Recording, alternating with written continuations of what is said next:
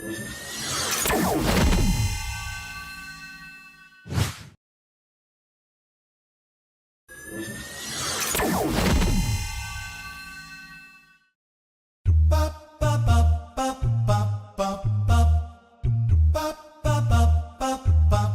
है आमिर, निहायत ही हसास और बेचैन 8 साला बच्चा, जिसे कुदरत ने ऐसी तबीयत अता की है कि वो हर चीज को परफेक्ट देखना चाहता है, फिर चाहे वो बेजान हो या जानदार। और ये है जुबैर अहमद, आमिर के वालिद साहब, एक बिजनेसमैन जो एक सादा तबीयत के मालिक और अपने काम से काम रखने वाले इंसान हैं। आमिर से प्यार होने के बावजूद उसके बेजा सवालों से परेशान। ये है साइमा अहमद, आमिर की वालिदा मोहतरमा। इन्हें कुकिंग शोज देखने का जुनून है और ये शोज की रेसिपीज घर में ट्राई भी करती रहती हैं।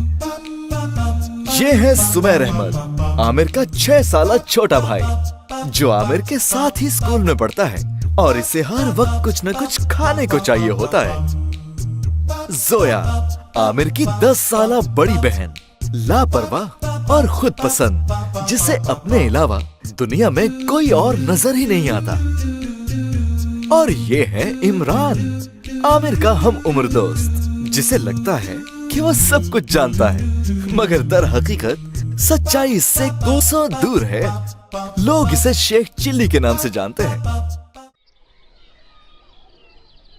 अब तो खुश हो गए ना कि तुम्हारी टीम की आज बैटिंग आ गई। हाँ दोस्त, बल्कि आज तो जीतने से ये खुशी और भी बढ़ गई है। जीत मुबारक हो आमिर। अल्लाह का शुक्र है कि ये घना दरख्त हमें साया देने के लिए मौजूद है, वरना इस सड़ी गर्मी में तो हम निढाल हो जाते। मेरे अब्बू बता रहे थे कि दरख्तों का हमारी जिंदगी में बहुत अहम किरदार है। जब ये जमीन से जुड़े होते हैं तो हमें फल, फूल और साया फराहम करते हैं, बल्कि जमीन में मौजूद इनकी फैली जड़ों से इलाकों में जलजले के इम्कानात भी कम हो जाते हैं। जब ये इतनी जरूरी है तो इन्हें काटा क्यों जाता है?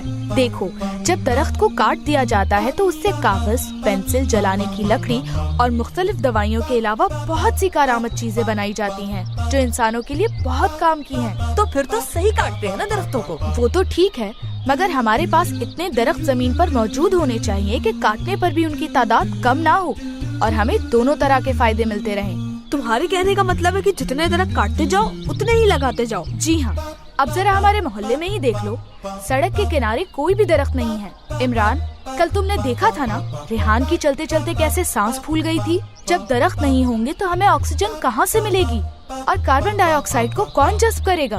हाँ, ये बात तो सही है। तो फिर क्या ख्याल है दोस्तों, क्यों ना हम सब अपने घर के करीब एक एक दरख्त का बीज लगाएं और उसकी हिफाजत की जिम्मेदारी खुद लें। वाह वाह वाह वाह वाह, ये कोई आसान काम है। हमें क्या पता दरख्त कैसे लगेगा, बीज कहाँ से आएगा और कितना पानी देना होगा। अरे मेरे दोस्त, क्यों फिक्र करते हो? पहले हम अपने बड़ों से पूछेंगे, फिर उनसे पैसे लेंगे और सामने वाली नर्सरी में जो माली बाबा हैं, उनसे सारा प्रोसेस पूछकर बीज और जरूरी सामान खरीदने के बाद हम दरख्त लगाएंगे। नो टेंशन यार।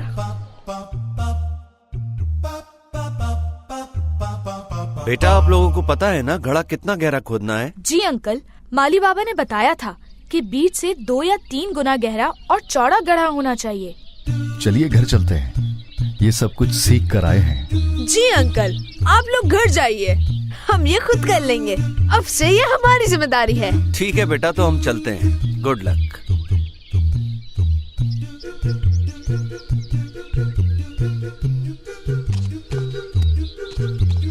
हाँ, चलो भाई, मेरा पौधा तो अच्छी तरह लग गया और तुम्हारा? हमारा पौधा आपसे भी ज्यादा अच्छा लगा है। देखिएगा, इससे निकलने वाला दरख्त आपके दरख्त से भी ज्यादा बड़ा और खूबसूरत होगा। अच्छा, ये तो वक्त ही बताएगा कि कौन ज्यादा अच्छी केयर करता है और किसका पौधा ज्यादा अच्छा होता है। अभी तो सिर्फ बीज बोया है और तुम दोनों लगे इससे निकलने वाले दरख्त का ख्वाब देखने। अभी तो इसका बहुत ख्याल रखना है, रोज रोज पानी देना है। मैं इसे रोज पानी दूंगा। हाँ हाँ ठीक है, तुम रोज पानी देना इसे। अब चले घर, तुम्हें भूख लग रही होगी ना?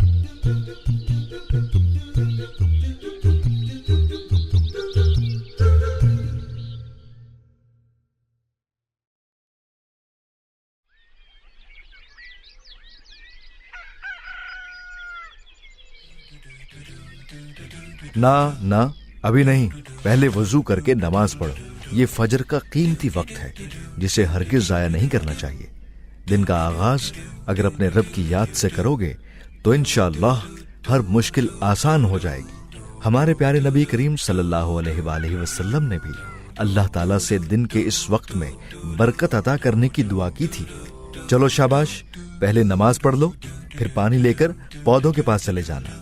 जी ठीक है अब्बू। हाँ, ये कैसे हो गया? ये खुद ब खुद तो जमीन से नहीं निकल सकते, जरूर ये किसी की शरारत है। कसम से मैं तो सोया हुआ था। इमरान, ऐसी हरकत कौन कर सकता है? यार बुरे लोग हर मुआशरे में होते हैं, कोई जल गया होगा हमारी नेकी से। मगर ये तो गलत बात है। हमने इतनी मेहनत और मोहब्बत से ये बीज बोया था और ये किसने किया? काश कि हमें पता चल जाए। क्या करें इसका? क्या करे? हिम्मत क्यों हारते हो? चलो इसे दोबारा लगाओ। और हाँ, इस बार सिर्फ लगाना ही नहीं है, इसकी हिफाजत भी करनी है। और वो कैसे? ये पौधे हमारे घर से नजर आते हैं, बस इन पर नजर रखो ताकि जो भी इन्हें उखाड़ने आए तुम्हें पता चल जाए। ठीक है।